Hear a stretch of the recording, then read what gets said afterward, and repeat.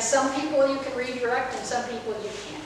So other than redirecting, I like to engage in something else. In other words, if at all possible, you need to change that light switch, okay? They're set on anxiety, let's say, or agitation, and things are not going well. The only thing that can help that is that we have to get that mindset completely changed. How are we going to do that? Well, there are several different ways, but if you can, change the environment. Sometimes that helps a lot. What I mean by that is get to another room, get to another situation. Maybe get outside if you're inside or inside if you're outside. But change that environment as best you can. Also look for things in the environment that may be making it worse. Are you trying to talk to them and get them to have breakfast while the television is blaring or the radio is blaring, the phone is ringing, the dog is barking?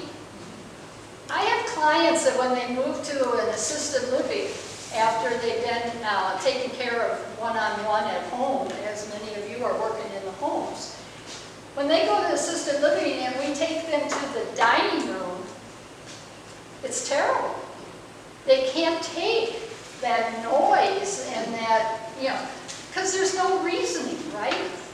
If you're sitting in a crowd, even at a restaurant, and there's noise going on, people are talking, somebody drops a pan, and, I don't know, all sorts of things can happen, right? But you usually don't pay much attention to it because you have reasoning that this is not my concern. I'm just here to work with whoever I'm here with to have my meal. And so I'm not going to pay a lot of attention to that. Your dementia loved ones can't do that. They can't turn that all off. They don't have reason. If you go home with nothing else, go home with the fact that you cannot reason with somebody who cannot reason. Have you ever tried to reason with a 3-year-old? Point taken, right? Okay, so good news is, I've given you a lot of bad news that there's no how-to. And I've talked about anxiety and agitation and aggression. You will have sudden mood changes, like maybe you've been there for for 3 times a week for several weeks, and you've never seen this before, and all of a sudden you've got a mood change today that is not like this person.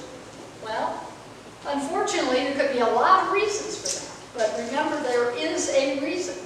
So sometimes it's a medical reason, so we need to look at that.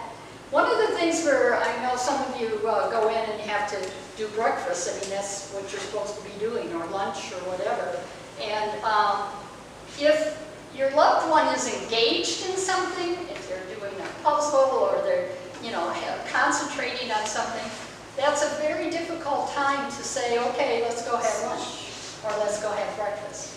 Be careful of interrupting somebody who is, because their focus span is very short, right? Their attention span is impaired. So that focus is very short. So you're much better off waiting until you can see a break in the focus before you really want them to move or do something that they're not doing now. Then you do not have to ask them if they want breakfast. You do not have to ask them even if they want eggs or they want cereal. Hopefully somebody has told you what they like and what they will eat and what they won't eat. If they haven't, then you need to find that out. Because if somebody's giving you a hard time for eating in the morning, you're much better off just having it put in front of them. And most of the time they'll just eat it. And I like to usually say, oh, I made your favorite eggs this morning. I know you love scrambled eggs. Even if they don't, it doesn't matter. But, it's the way you come on to it, not, do you like scrambled eggs? You're gonna be pushed away right away. So, always be positive, tell them the positive thing, and then they will be able to go along with with you, because our demented loved ones do mirror you. They mirror whoever's there, not just you, but if you're the one there, they're going to mirror you. If your attitude, if your anxiety, if you've got those things, if you're bringing those into the home, they'll pick up on it immediately, and they'll give it right back to you. And if you come in with the positive, no matter what has happened, they'll give that back to you. So if you come in with the smiles and the, hi, how are you, and I'm glad I'm here, I'm so glad to see you today, I've missed you, it's been 2 days, I haven't seen you, and just start talking. Sometimes it doesn't matter. Remember I told you they don't understand a lot of things you're saying? So it doesn't matter what you say, just talk. Because talking is a distraction. Otherwise, you're letting their confused thoughts, that's all they have. They're sitting there with their confused thoughts. So especially if you're walking into a home where somebody's alone, okay, they live alone, and they don't have anybody else, and they're sitting there with their confused thoughts. Until you change that and engage them and get them, ask them questions, get them stimulated for other thoughts, then you're going to get the confusion back. So now you're saying, okay, how do I do all this? So, just a little common rules. I don't take the time today to get into all the communication things, but I brought some always cards. I know we've been told that there's no such thing as always and never. Well, with dementia there is. There's a way to communicate that's always, and there's a way to communicate that's never. And we have that, yeah, we have that written out for you and laminated it. And I've used these for years.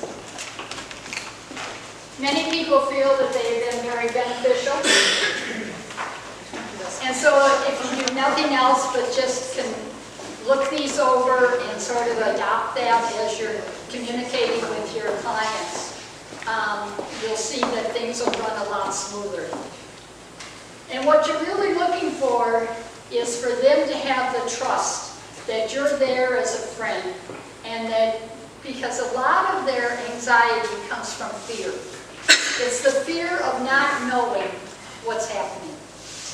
Not knowing what I'm expected to do now. She wants me to do something, but I'm not quite sure what it is. And so I have this fear.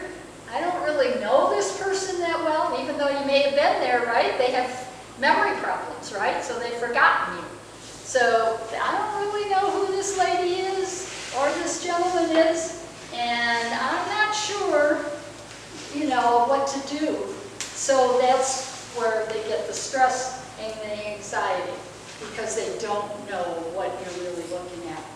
One of my favorite things for engaging people at all levels of dementia is using a very simple thing called a calendar. You can carry these with you. They're very easy, light. Just put them with all your paperwork or whatever. Get to know whether that person likes birds or flowers or whatever. Calendars have beautiful pictures. Doesn't matter what the year is, doesn't matter, just look at the pictures, right? And so I have some dementia loved ones that are, you know, well in their 90s, up to 100, and they just babble. They can't really carry on a conversation. And yet I can work with them, I can show them a calendar. And I have this one lady who can't say 5 words more that make any sense, and she can read still that this is January. And she can turn the pages. And I can ask her how many birds are in that picture, and she can count the birds. Now, one of the problems that happens, especially with language impairment, is that we get the idea that there's not much up here because the language is affected. Now, some of you probably have worked with people that have had strokes. People that have had strokes many times cannot communicate, right?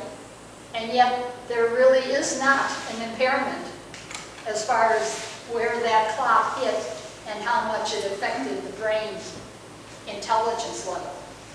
One of the things that does not change with dementia is is intelligence level. Now, the ability to take the information in, understand it, mix it up, get it where it belongs, and spit it back out at you, that's all effective. But the intelligence level isn't.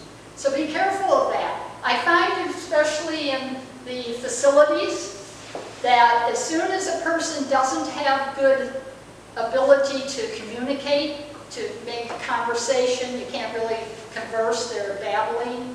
We call it a word salad in the medical profession.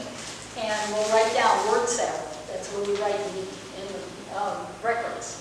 Word salad means that you can't, maybe 3 words, they can talk 3 to 5 words that make sense. Other than that, you can't really communicate. So in the facilities, I find as soon as somebody has word salad, they treat them as a completely dependent and non-functioning brain person. What's that? And there's a lot more left up there. S-A-L-A-D? I'm sorry? What's that word? Brain salad? S-A-L-A-D? Word salad. Word salad? Word salad is when you can't understand. You're talking, but it doesn't really make a lot of sense. So I like to use the calendars. I also have done what I call a treasure box. And this would only be, obviously, you couldn't do this on your first visit, but as you get to know people that you're working with, find out what the long-term memory, because they keep their long-term memory, right? So when you have this anxiety and even into agitation, start going back to maybe where they lived before or what they used